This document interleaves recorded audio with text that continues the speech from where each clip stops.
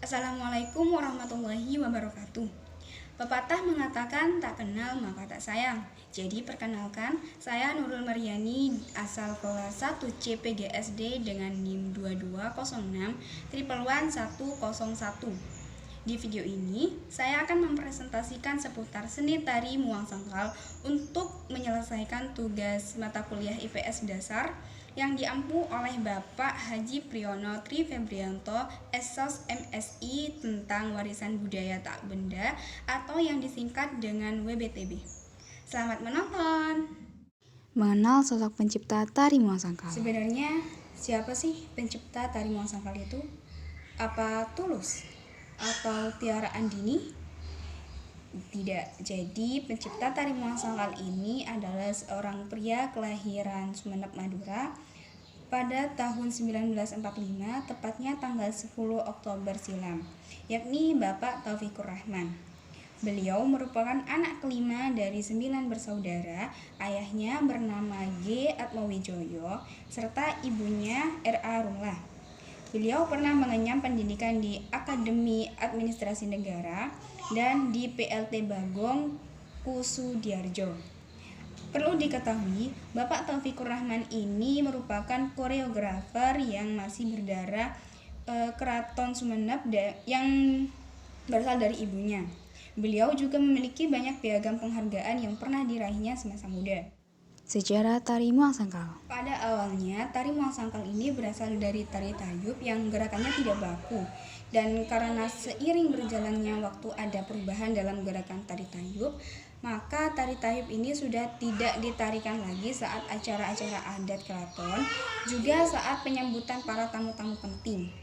Oleh karena itu, atas dasar latar belakang tari tayub tersebut, serta Keraton Sumeneb yang tidak lagi memiliki bentuk tarian yang baku, untuk dijadikan sebuah simbol serta ciri khas masyarakat Sumeneb, maka Bapak Taufikur Rahman pada tahun 1962, beliau ini mulai menciptakan tari Muang Sangkal yang gerakannya diciptakan atas dasar gerakan tayub Keraton Sumeneb yang bertitik tolak pada gerak tari gaya Yogyakarta dan yang dipadukan dengan gerakan ciptaan lainnya yang tentunya tidak menyimpang dari nafas serta ciri-ciri Keraton Sumeneb.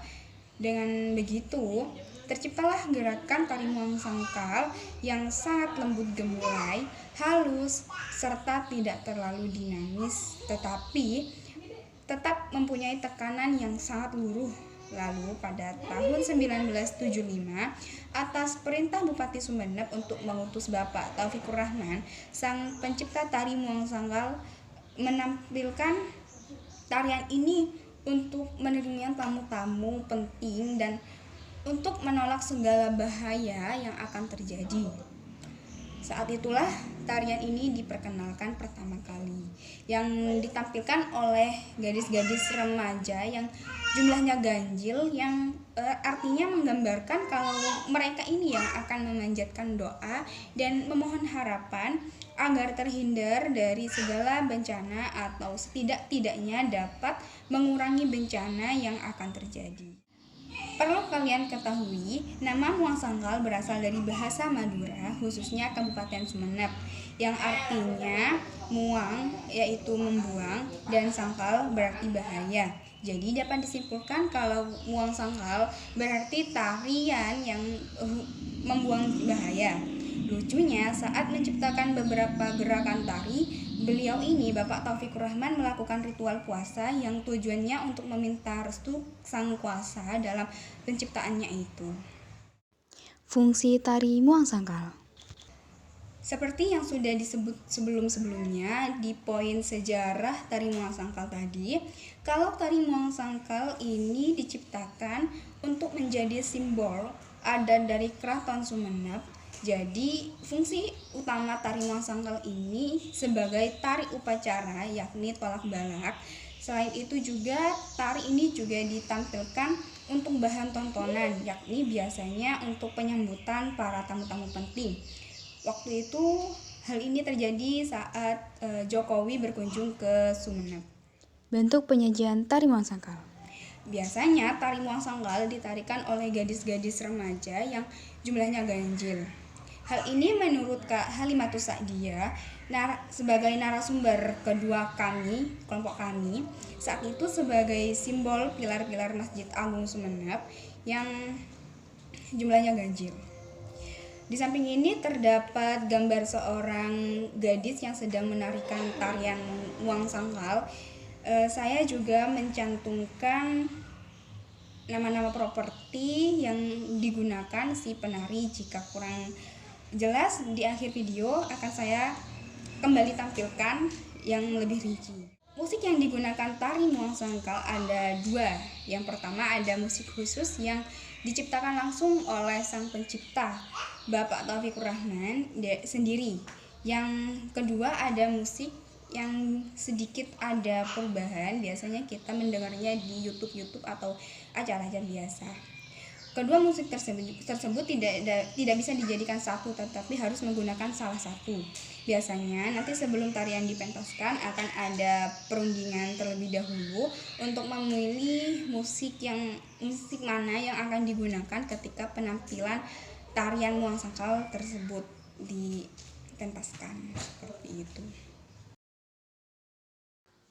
Sebelum video berakhir, seperti yang saya katakan tadi, saya akan mencantumkan properti yang digunakan si penari tari muang sangkal ini.